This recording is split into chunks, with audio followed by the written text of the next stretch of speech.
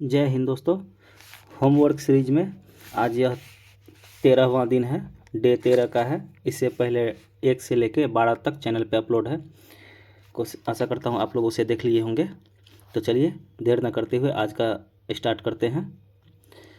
आज का पहला सवाल है, हाल ही में WTO द्वारा जारी रिपोर्ट के अनुसार डिजिटल निर्यात सेवा में भारत का स्थान, तो यह चौथा स्थान रहा है। डिजिटल निर्यात में भारत का स्थान चौथा रहा है। दूरसंचार में भारत का स्थान देखेंगे तो दूसरा, दूरसंचार में दूसरा, स्मार्टफोन उत्पादन में भारत का स्थान दूसरा, स्मार्टफोन में दूसरा, दूरसंचार में दूसरा और डिजिटल निर्यात सेवा में चौथा स्थान है। अब अगला है, भारत द्वारा तेल आयात के लिए पहली बार किस अरब देश को रुपये में अपना पहला भुगतान किया है? तो यह UAE को हो जाएगा। पहला अरब देश जिसे रुपये में भुगतान किया गया है UAE के द्वारा, UAE को किया है। इससे पहले डॉलर में भुगतान किया जाता था। अब अगला पॉइंट है, शिक्षा पर सम्मेलन 2024 किस अरब देश में आयोजित किया गया? तो यह UAE में किया गया था। शिक्षा पर सम्मेलन 2024 UAE में। अगला है, COP28 का आयोजन, तो यह UAE में किया गया है। COP28 का आयोजन UAE में। वहीं देखेंगे COP25 Madrid, COP26 Glasgow, COP27 Egypt या मिस्र, और वहीं COP28 UAE, COP29 अजरबैजान के बाकू में और COP30 ब्राज़ील में आयोजन किया गया। अगला है, हाल ही में कैबिनेट द्वारा पेन 2.0 परियोजना लागू किया गया। इसका संबंध आयकर विभाग से है। पेन 2.0 का संबंध आयकर विभाग से है। पेन 2.0 परियोजना का संबंध आयकर विभाग से है। 4 नंबर में देखते हैं, वित्तीय वर्ष 2023-24 के लिए अटल पेंशन वार्षिक योजना अवार्ड किस बैंक को प्रदान किया गया? तो यह bank of Baroda, Atal pension वार्षिक योजना बैंक ऑफ बड़ौदा को प्रदान किया गया है। आगे है, अटल पेंशन योजना की शुरुआत, तो यह वर्ष 2025 में, अटल पेंशन योजना वर्ष 2025 में। NPS नई पेंशन योजना को मंजूरी कब दी गई है? तो यह 2024 में। आगे है 5 नंबर में देखते हैं, निम्नलिखित में से कथन सही को छांटना है। तो आइए देखते हैं इसमें से कौन सा सही हो जाएगा। दिसंबर 2024 में लोकसभा में रेलवे संशोधन विधेयक 2024 पारित किया गया, यह सही हो जाएगा। दिसंबर 2024 में लोकसभा में रेलवे संशोधन विधेयक 2024 पारित किया गया।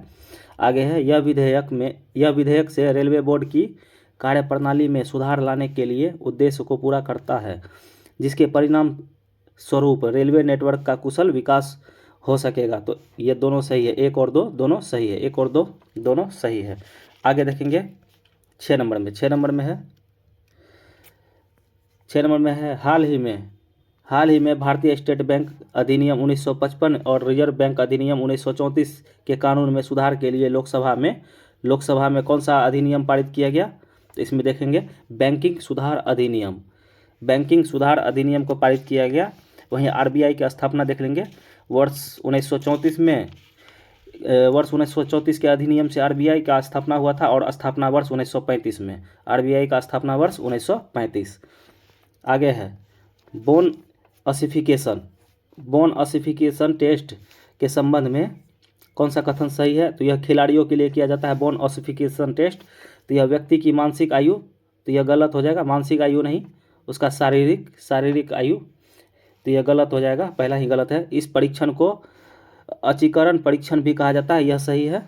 इस परीक्षण का उपयोग अस्थि के संलयन स्तर का विश्लेषण करने के लिए किसी व्यक्ति की वास्तविक आयु का अनुमान लगाने के लिए किया जाता है, यह भी सही है। सीधा सा याद रखना है, बोन ऑसिफिकेशन टेस्ट यह खेल से संबंधित है, खिलाड़ियों के लिए यह किया जाता है। वास्तविक आयु छुपाने के लिए जो है व्यक्ति वास्तविक आयु की जानकारी के लिए बोन ऑसिफिकेशन टेस्ट किया जाता है। तो 1 और 2 दोनों सही है। 8 नंबर में देखते हैं, भारत में बहुसदस्यीय निर्वाचन प्रणाली को कब लागू किया गया? इसे कब समाप्त किया गया? बहुसदस्यीय निर्वाचन प्रणाली को लागू वर्ष 1951-52 में बहुसदस्यीय निर्वाचन प्रणाली को लागू किया गया था, वर्ष 1951-52 में। वहीं इसे समाप्त किया गया था 1957 में। आगे है, भारतीय रिजर्व बैंक द्वारा वर्तमान वित्तीय वर्ष में मुद्रास्फीति की दर कितनी निर्धारित की गई? तो यह 4.5% हो जाएगा, 4.5% मुद्रास्फीति की दर 4.8% हो जाएगा। मुद्रास्फीति की दर 4.8%। अब आगे देखते हैं इंद्रधनुष योजना की शुरुआत कब की गई। तो यह इंद्रधनुष योजना की शुरुआत देख लेंगे, यह 2014 में किया गया। यह टीकाकरण से संबंधित है। इंद्रधनुष योजना टीकाकरण से संबंधित है। इसमें 7 प्रकार के टीके का प्रावधान किया गया है, याद रखेंगे। अब आगे है भारतीय संविधान में एकता, समानता और बंधुत्व कहाँ से लिया गया है। तो यह फ्रांसीसी क्रांति से लिया गया है। भारतीय संविधान में एकता समानता बंधुत्व, एकता समानता बंधुत्व फ्रांसीसी क्रांति, एकता समानता बंधुत्व फ्रांसीसी क्रांति। अब अगला है संयुक्त राष्ट्र द्वारा मानवाधिकार की घोषणा कब की गई। तो 10 दिसंबर 1948 को संयुक्त राष्ट्र के द्वारा मानवाधिकार की घोषणा 10 दिसंबर 1948 को किया गया। अब आगे देखते हैं 13 नंबर में भारतीय वन सर्वेक्षण संस्थान। तो यह देहरादून में है, भारतीय वन सर्वेक्षण संस्थान देहरादून में। आगे है सुगौली की संधि किस वर्ष तथा किसके बीच किया गया था। तो यह वर्ष 1815-16 में 1815-16 में Bengal British East India Company और नेपाल के साथ हुआ था। British East India Company versus Nepal. Sugauli की संधि 1815-16 में ब्रिटिश ईस्ट इंडिया कंपनी और नेपाल के बीच हुआ था। अब आगे देखते हैं 15 नंबर में पानी में गिरा हुआ सिक्का ऊपर उठा हुआ प्रतीत होता है। यह प्रकाश की किस घटना के कारण संभव है। तो यह अपवर्तन के कारण हो जाएगा। अपवर्तन के कारण पानी में गिरा हुआ सिक्का ऊपर उठा हुआ प्रतीत होता है। वही देख लेंगे, इसमें है परावर्तन, अपवर्तन, पूर्ण आंतरिक परिवर्तन, वर्ण विक्षेपण और प्रकीर्णन। तो परावर्तन कब कहेंगे, जो सच्ची चीज़ हो उसे परावर्तन कहेंगे। अपवर्तन भ्रम पैदा करे, भ्रामक या झूठी चीज़, तो वह अपवर्तन हो जाएगा। पूर्ण आंतरिक परावर्तन, तो यह चमकीला चीज़, यह पूर्ण आंतरिक परावर्तन हो जाएगा। चमकीला चीज़ में मृगमार्ची का बनना या फिर इंद्रधनुष का बनना, यह पूर्ण आंतरिक परावर्तन हो जाएगा। और वर्ण विक्षेपण तो रंग को बिखेरना, प्रिज्म से रंग को जैसे बिखेर के देखा जाता है श्वेत प्रकाश को सभी रंगों में, तो वह वर्ण विक्षेपण हो गया। और प्रकीर्णन कलर को पहचान लेना प्रकीर्णन कहलाता है। तो याद रखेंगे, जो भी चीज़ भ्रम पैदा करे वो अपवर्तन होगा। तो पानी में गिरा हुआ सिक्का जो है ऊपर उठा हुआ प्रतीत होता है, भ्रम पैदा कर रहा है, अपवर्तन हो जाएगा। आयनीकरण की प्रक्रिया में पदार्थ किस अवस्था में परिवर्तित होता है। तो यह गैस अवस्था में। आयनीकरण की प्रक्रिया में पदार्थ गैस अवस्था में। वहीं 16वें वित्त आयोग का कार्यकाल तो 1 अप्रैल 2026 से 2031 तक। 16वां वित्त आयोग का कार्यकाल 1 अप्रैल 2026 से 2031 तक हो जाएगा इसका कार्यकाल। इसमें आगे देखते हैं 18 नंबर में जठर ग्रंथि हमारे शरीर के किस भाग में पाई जाती है। तो यह अमाशय में हो जाएगा। जठर ग्रंथि अमाशय में पाया जाता है। जठर ग्रंथि अमाशय में। आगे 19 में देखते हैं किसी देश की आर्थिक वृद्धि का सर्वाधिक उपयुक्त मापन जीडीपी हो जाएगा। किसी देश की आर्थिक वृद्धि का सर्वाधिक उपयुक्त माप जीडीपी। अंतर्राष्ट्रीय सौर गठबंधन की स्थापना किस समझौते के तहत किया गया। तो यह पेरिस समझौता के तहत अंतर्राष्ट्रीय सौर गठबंधन का स्थापना पेरिस समझौता के तहत किया गया था। भारतीय तटरक्षक बल के गठन की अवधारणा किस युद्ध के बाद अस्तित्व में आई। तो यह भारत पाकिस्तान युद्ध 1971।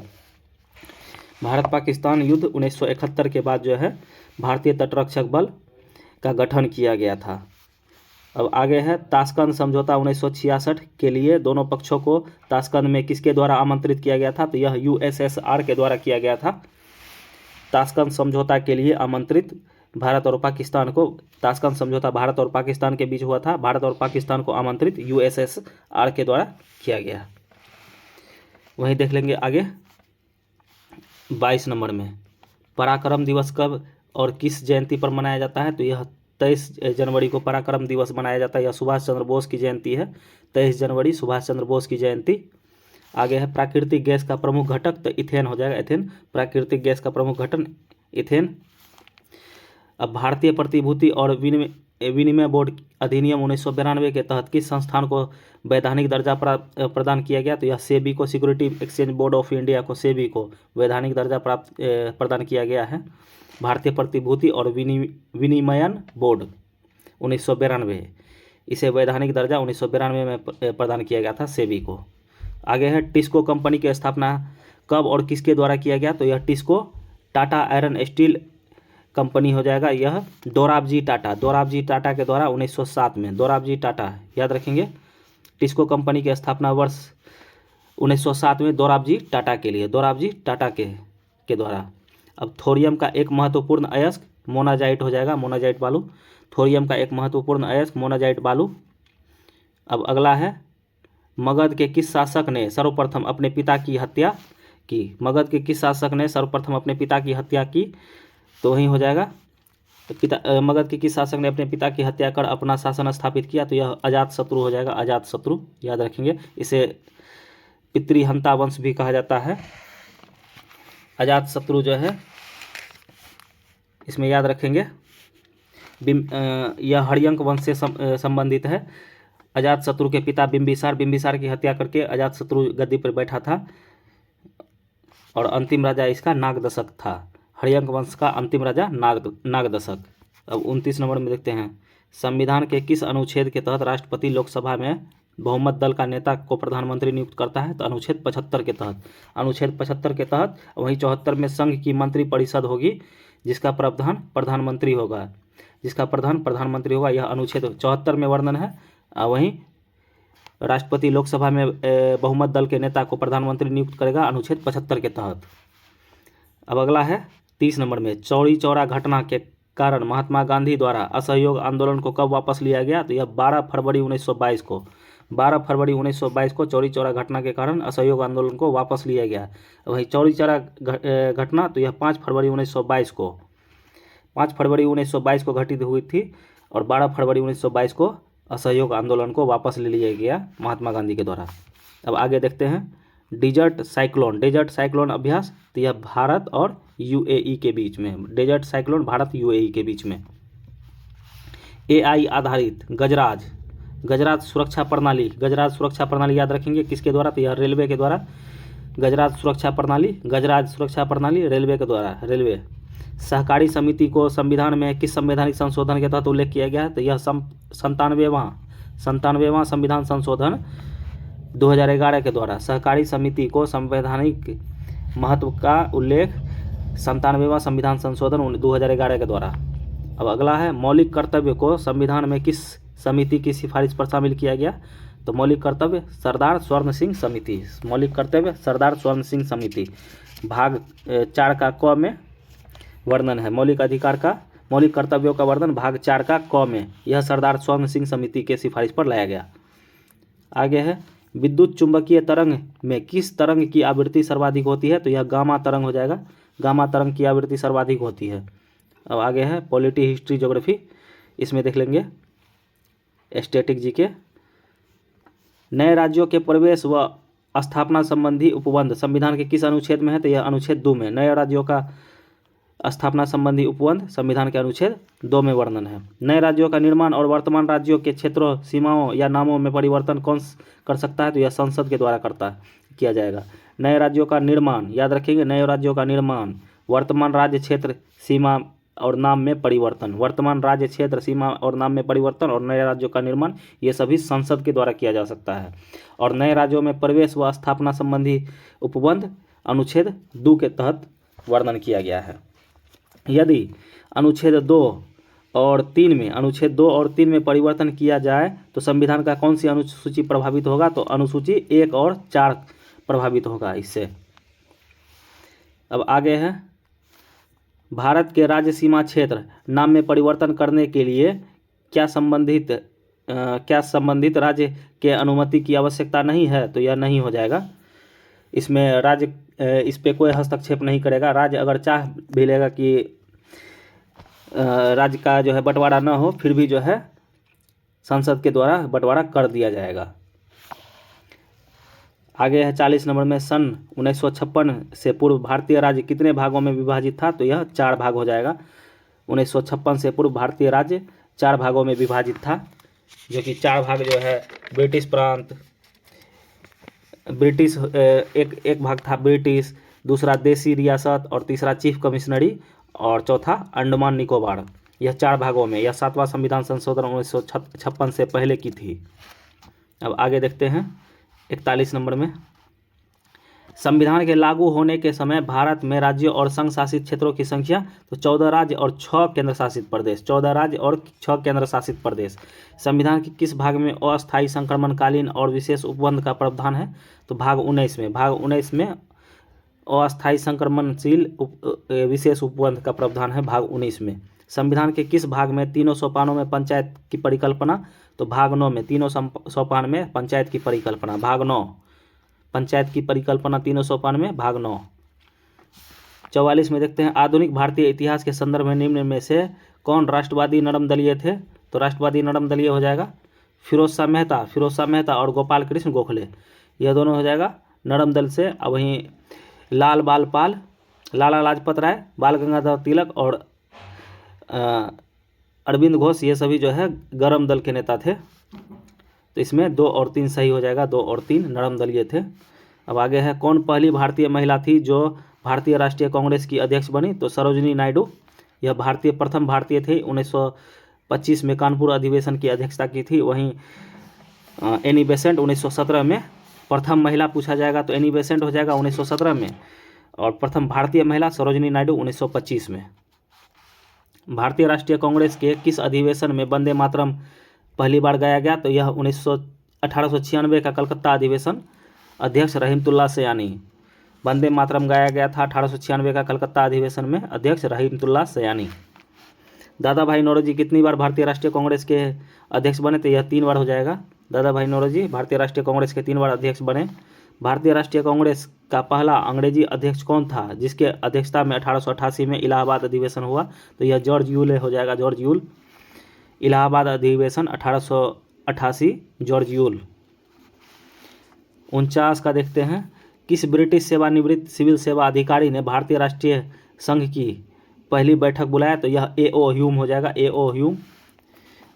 किस अधिवेशन में कांग्रेस 2 भागों में नरम दल और गरम दल में विभाजित हुआ? तो यह सूरत अधिवेशन 1907 में, सूरत अधिवेशन।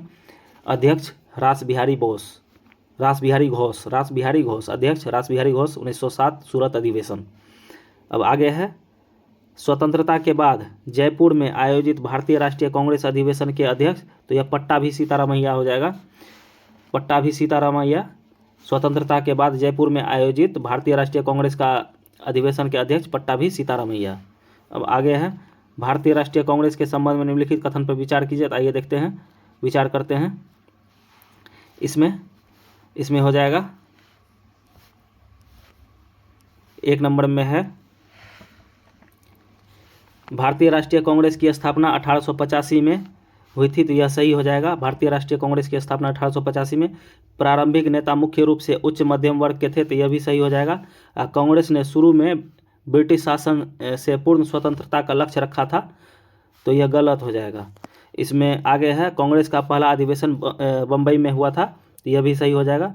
1, 2 और 4 तीनों सही है, 1, 2, 4 सही है।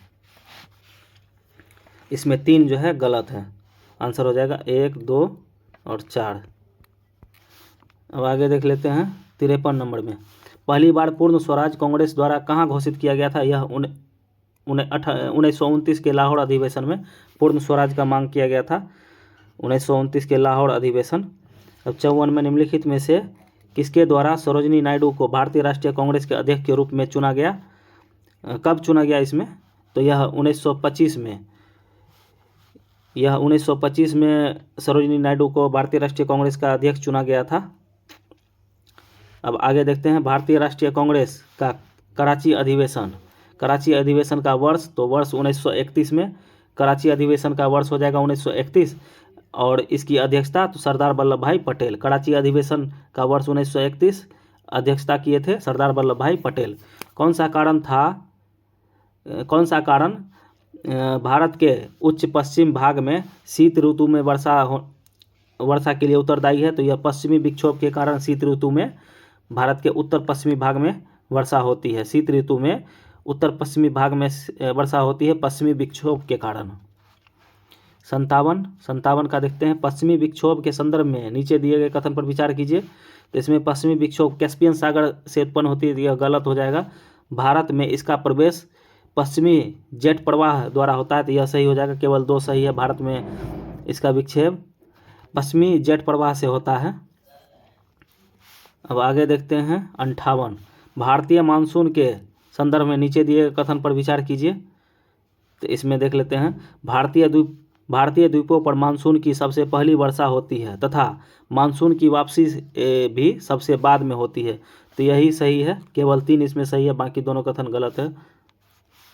चलिए आगे बढ़ते हैं। 59, भारतीय मानसून की अरब सागर शाखा एवं बंगाल की खाड़ी शाखा कहाँ है? तो यह गंगा के उत्तर पश्चिम में। भारतीय मानसून की अरब सागर की शाखा और बंगाल की खाड़ी की शाखा गंगा के उत्तर पश्चिम में।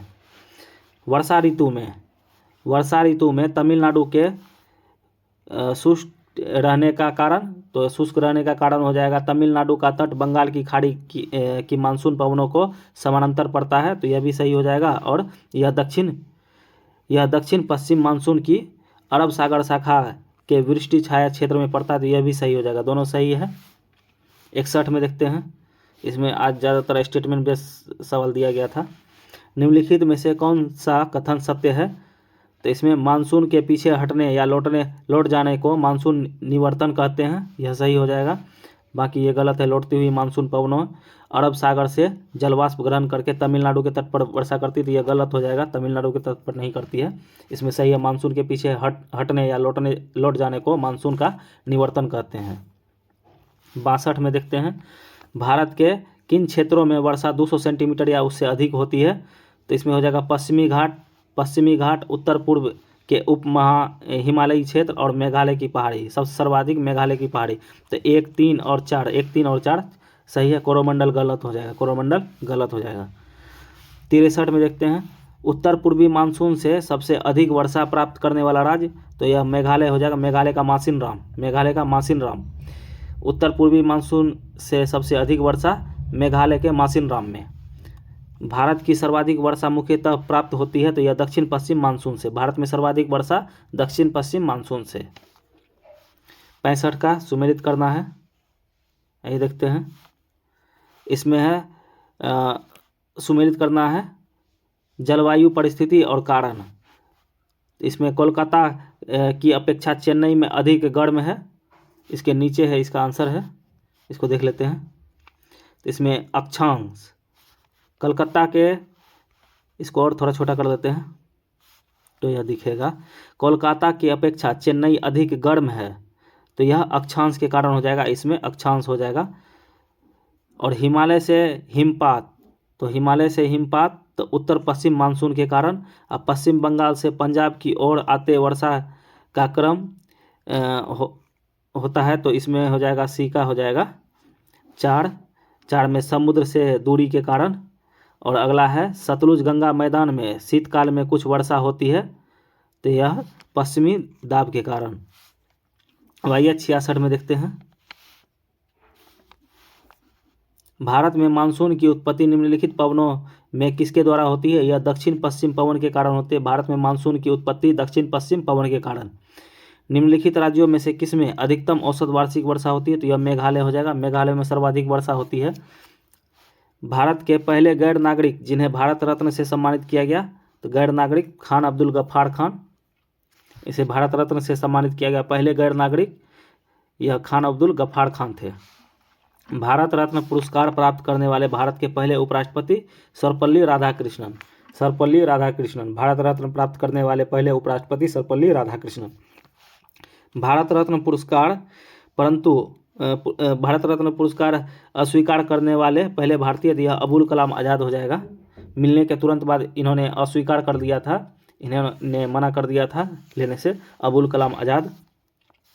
अब आगे है 71 में, निम्नलिखित में से किस व्यक्ति को भारत रत्न से सम्मानित किया गया और बाद में पुरस्कार वापस ले लिया गया? तो ये सुभाष चंद्र बोस हो जाएगा, काफ़ी गलत हुआ था, सुभाष चंद्र बोस इसका राइट आंसर है। भारत रत्न पुरस्कार भारत के देश द्वारा प्रदान किया जाता है, यह राष्ट्रपति के द्वारा प्रदान किया जाता है। भारत रत्न पुरस्कार राष्ट्रपति के द्वारा किया जाता है प्रदान। भारत रत्न के लिए सिफारिश, तो सिफारिश प्रधानमंत्री के द्वारा किया जाता है। भारत रत्न के लिए सिफारिश प्रधानमंत्री के द्वारा और वहीं प्रदान किया जाता है राष्ट्रपति के द्वारा, प्रदान किया जाता है राष्ट्रपति, तो प्रधानमंत्री की सिफारिश पर राष्ट्रपति के द्वारा। अब आगे है 74 नंबर में, सन 2024 में भारत रत्न से कितनी विभूतियों को सम्मानित किया गया था? तो यह 5 व्यक्ति हो जाएगा, 5 व्यक्ति को सम्मानित किया गया था। इसमें है कर्पूरी ठाकुर 1 नंबर में हो जाएगा, कर्पूरी ठाकुर, MS स्वामीनाथन, चौधरी चरण सिंह, लालकृष्ण आडवाणी और पीवी नरसिम्हा राव। फिर से एक बार देखेंगे, कर्पूरी ठाकुर, MS स्वामीनाथन, चौधरी चरण सिंह, लालकृष्ण आडवाणी, पीवी नरसिम्हा राव, 5 व्यक्तियों को 2024 में भारत रत्न प्रदान किया गया था। अब आज का अंतिम सवाल देखते हैं 75 नंबर में। 75 नंबर का इसमें है भारत रत्न पहले 3 प्राप्तकर्ता, तो CV रमन थे भारत रत्न प्राप्तकर्ता है इसमें CV रमन। भारत रत्न प्राप्तकर्ता पहले वैज्ञानिक, तो CV रमन हो जाएगा। भारत रत्न प्राप्तकर्ता पहले प्रधानमंत्री, तो पंडित जवाहरलाल नेहरू को सबसे पहले प्रधानमंत्री के तौर पर दिया गया था भारत रत्न। मरणोपरांत भारत रत्न प्राप्तकर्ता पहले प्रधानमंत्री, तो ये शास्त्री जी थे, याद रखेंगे, लाल बहादुर शास्त्री। मरणोपरांत भारत रत्न प्राप्तकर्ता पहले PM लाल बहादुर शास्त्री। भारत रत्न प्राप्तकर्ता पहली महिला इंदिरा गांधी। भारत रत्न प्राप्तकर्ता दूसरे विदेशी नेल्सन मंडेला। और वहीं मरणोपरांत भारत रत्न प्राप्तकर्ता पहली महिला तो अरुणा आसफ अली, राइट आंसर हो जाएगा अरुणा आसफ अली। इसके साथ ही 13वां दिन का टोटल 75 सवाल करवा दिया गया। आशा करता हूँ आप लोग इसे 1-2 बार देखेंगे। धन्यवाद। चैनल को सब्सक्राइब करेंगे ताकि आने वाला हर वीडियो आप तक पहुँच सके। धन्यवाद।